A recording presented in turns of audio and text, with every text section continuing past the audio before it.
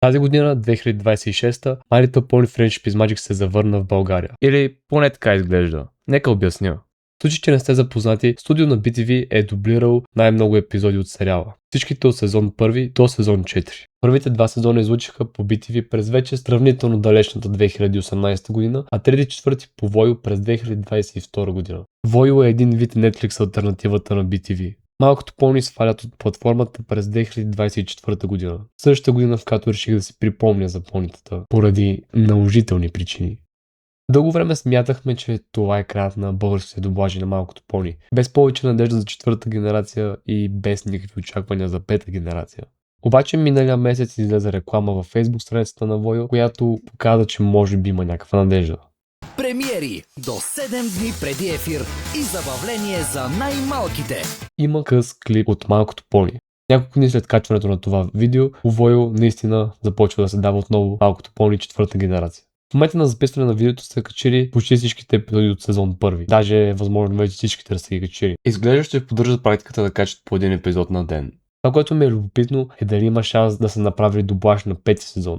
През 2022 година, освен че пускат дублажи на трети и четвърти сезон, пускат и дублаж на Pony Life, което показва, че явно имат мотивация да продължават да дублират четвърта генерация. Това, разбира се, значи, че е възможно и Pony Life да върнат, като качат по един епизод на ден. Не бих казал, че имам голямо очакване да са направили дублаж на пети сезон, но все пак, нека разгледаме тази възможност.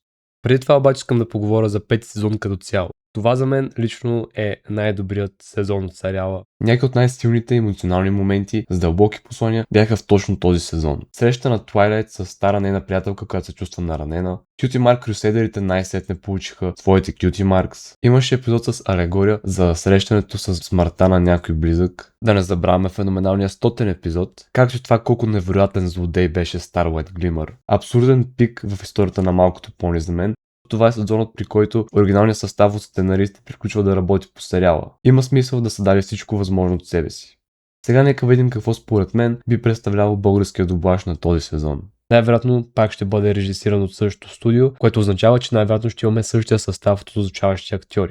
Ето какво представляваше оригиналния състав. Всички мъжки герои са озвучени от Мартин Герасков. Twilight Sparkle и принцеса Луна са озвучени от Десислава Знаменова, Applejack и Fluttershy от Мина Костова, Rarity и принцеса Селестия от Татяна Етимова и последно Rainbow Dash и Pinkie Pie бяха озвучени от Живка Донова, но нея заменят с Светлана Смолева в епизода Бац от сезон 4. Лесна работа, аз съм си страхотна, а сега имам супер сили. Кекчета? Ама как? Имах половин секунда преди да ни засмуча комиксът, а пекарната беше на 56 пресечки. Бесайдер! Бесайдер!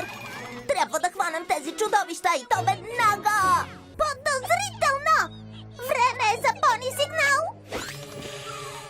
Нека разгледаме и новите герои, които се представят в сезона. Бира се, почваме от Starlight Glimmer. За нея мисля, че ще подхожда най-добре Татяна Етимова, героиня, за която се сещам, която е близка до Starlight и е озвучена от Татяна Етимова, е Перла от Стивън Саренски. Ако се сещате за друга героиня, която повече се доближава до Starlight и е озвучена от същата актриса, ще се радвам да ми споделите. Sugar Bell, за нея мисля, че ще подхожда Мина Костова, както озвучава принцеса Фабия от Бакуган. Moon Dancer, за нея също избирам Мина Костова. Countess Колоратура, за нея бих избрал Татяна Етимова. Трихъгър, за нея избирам Светлана Смолева. Саси Седълс, за нея избирам Десислава Знаменова. Spoiled Rich, майката на Diamond Tiara, за нея мисля, че най-много ще подхожда Светлана Смолева, както озвучава Цикория от Chowder. Limestone Pie, първоначално ще да кажа Татяна Етимова, но после се сетих кой озвучава Франки от Домът на Фотър за въображаеми приятели. За Limestone предпочитам Светлана Смолева. И последно стана Marble Pie. За нея избирам никого, понеже ви не казва нищо друго, освен